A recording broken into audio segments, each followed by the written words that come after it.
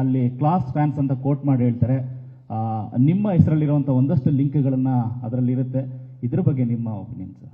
ನೀವು ಕಪಾಳ ಕೊಡಿದ್ರೆ ಒಡಿಸ್ಕೊಳ್ಳೋಷ್ಟು ನನ್ನ ಸರ್ವಿಸ್ ನಲ್ಲಿ ಕಿತ್ತು ಗುಡ್ಡೆ ಹಾಕ್ತೀನಂತ ಬಂದವರಲ್ಲಿ ನೀನು 9ನೇ ಅವನು. ಹೇಳಿದ್ದಾಯ್ತಲ್ಲ, ಒಯ್ತಾ ಇರೋ.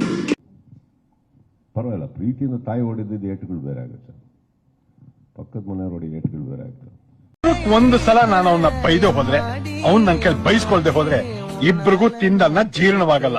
ಇರುತ್ತಲ್ಲ ಸರ್, ಅವ್ರಿಗೆ ನಮ್ಮ ಮೇಲಿನ ಒಲವು ಅಟ್ಲೀಸ್ಟ್ ಯಾವುದೋ ಫೇಕ್ ಐಡಿಯಲ್ ಮಾಡಲಿಲ್ಲ.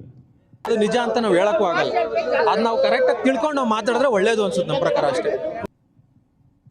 ಈಗ ನೀವೊಂದು ಮಾತು ಹೇಳ್ತೀರಿ, ಎಲ್ಲದಕ್ಕಿಂತ ಸ್ಟಾರ್ಟ್ ಆಗಿ ನಾನು ಯಾವಾಗಲೂ ಬಿಗ್ ಬಾಸ್ ನಡೆಸ್ಬೇಕಾದ್ರೆ ಒಂದು ಹೇಳ್ತಾ ಇರ್ತೇನೆ, ಬುಡಕ್ಕೆ ಹೋಗಿ ಎಲ್ಲಿಂದ ಪ್ರಾರಂಭ ಆಯಿತು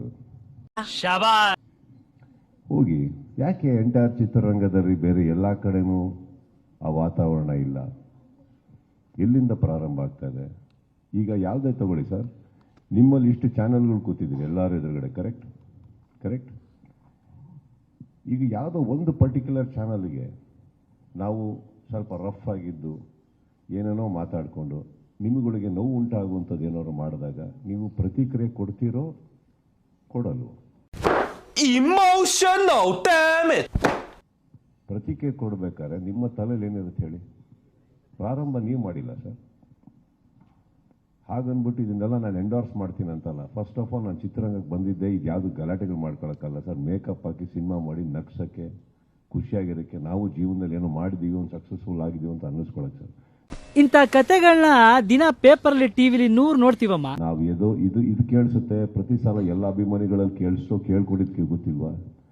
ಎಷ್ಟೋ ಸತಿ ಹೇಳಿದ್ದೀವಿ, ನಮಗೂ ಯಾರಿಗೂ ಯುದ್ಧ ಪದ್ದಾಗಿದ್ದ ಅವೆಲ್ಲ ಏನು ಬರೋದಿಲ್ಲ. ನಾವು ಯಾವತ್ತಾದ್ರೂ ಮಾಡ್ಕೊಂಡು ಕೂತವ್ರಲ್ಲ. ಯಾರ್ರೀ ನಿಮ್ಮನ್ನು ತಡೀತಿರೋದ? ಆದ್ರೆ ನಮ್ಮ ಕಡೆಯಿಂದ ತಪ್ಪಾದಾಗ ನಾವು ಅಟ್ಲೀಸ್ಟ್ ಓಪನ್ ಮುಂದೆ ಬಂದು ಹೇಳಿದ್ದೀವಿ ಮಾಡಬೇಡಿ ಕೆಲವು ಅಂತ. ಅದರಲ್ಲೇನಿದೆ? ಸೊ ನಾನು I don't want to touch that part at all. ಇವತ್ತು ನನಗೆ ಕರ್ನಾಟಕದಲ್ಲಿ ಎಷ್ಟೋ ಕಡೆ ನಿಮ್ಮಿಂದನೂ ಆಗಲಿ ಇನ್ನೊಂದು ಕಡೆಯಿಂದನೂ ಆಗಲಿ ಗೌರವ, ಮರ್ಯಾದೆ, ಪ್ರೀತಿ ಸಿಗ್ತಾ ಇದೆ ಅಂದರೆ ಸರ್ ನಾನು ಆ ಥರ ನಡ್ಕೊಂಡಿದ್ದೀನಿ ತಾನೆ. ಹೇಳ್ಬೇಕು ನೀವೆಲ್ಲ ಇದನ್ನ ಸತ್ಯ ಹೇಳ್ರಿ, ಸುಳ್ಳು ಹೇಳಕ್ ಹೋಗ್ಬೇಡಿ. ದುಡ್ಡು ಕೊಟ್ಟು ತೊಗೊಳಕ್ಕಾಗತ್ತಾ ಇದು? ನಂದನ್ನು ನಾನು ಮಾತಾಡ್ಬೋಲೆ ಸರ್. ಮಿಕ್ಕಿದವ್ರು ಯಾರು ಹಾಗಿದ್ದಾರೆ ಅಂತ ಅವ್ರ ಜೀವನದಲ್ಲಿ ಅವರೇ ಒಂಚೂರು ಬೂತ್ ಕನ್ನಡಿಗೆ ಹಾಕೊಂಡು ಹುಡ್ಕೊಂಡ್ರೆ ಅವ್ರ ಜೀವನದ ಸ್ಪಷ್ಟತೆ ಅವ್ರಿಗೆ ಸಿಗುತ್ತೆ. ಕ್ಲಾಪ್ಸ್ ಹೊಡ್ರಿ, ಸುಮ್ಮನೆ ಕೂತಿರಲ್ಲ. ಈಗ ನಾನು ಹೇಳೋದು, ನನ್ನಲ್ಲಿ ಕೆಲವರು ಹುಡುಗರು ಸರಿ ಇಲ್ಲ ಅಂದರೆ ಅದನ್ನು ಸರಿಪಡಿಸ್ಕೊಳ್ಳೋಣ, ತಪ್ಪೇನಿಲ್ಲ. ಬಟ್ ಯಾಕೆ ಅದು ಆಗ್ತಾ ಇದೆ, ಎಲ್ಲಿಂದ ಆಗ್ತದೆ? ಇನ್ನೊಂದು, ನಿಮ್ಮ ಯಾರಿಗೂ ಇಲ್ಲಿ ಕೂತಿರೋರಿಗೆ ಬ್ಲ್ಯಾಕ್ ಯಾವುದು ವೈಟ್ ಯಾವುದು ಅಂತ ಗೊತ್ತಿಲ್ಲ ಅಂತ ಏನಿಲ್ಲ, ಗೊತ್ತಾಗುತ್ತೆ. ಕೆಲವು ಟೈಮ್ ಯಾಕೆ ನೀವು ಮಾತಾಡಲ್ಲ ನಾವು ಮಾತಾಡೋಲ್ಲ ಅಂದ್ರೆ ಅವಶ್ಯಕತೆ ಬರಲ್ಲ. ಅರ್ಥ ಆಯ್ತು ಅನ್ಸುತ್ತೆ. ಉತ್ತರ ಕೊಡೋ ಕಡೆ ಎಲ್ಲ ಉತ್ತರ ಕೊಡ್ತಾನೆ ಇರ್ತಾರೆ ಸರ್. ಯಾಕೆ ನೀವು ಎಷ್ಟೋ ಸತಿ ನಿಮ್ಮ ಆರ್ಟಿಕಲ್ಗಳಲ್ಲಿ ನೀವು ಯಾವ್ದಾದ್ರು ನ್ಯೂಸ್ ಪ್ರಚಾರ ಮಾಡಬೇಕಾದ್ರೆ ಎಷ್ಟೋ ಸತಿ ಹೆಸರು ತಗೊಂಡಿರಲ್ಲ. ನೀವು ಹೇಳಿರಲ್ವಾ, ಒಬ್ಬ ಕಲಾವಿದನಿಂದ ನಡೆದಂಥ ಒಂದು ವಾಟ್ ಎವರ್ ಒಬ್ಬ ಕಲಾವಿದ ಹಿಂಗೆ ಚಿತ್ರರಂಗದಲ್ಲಿ ಬರಲ್ವಾ?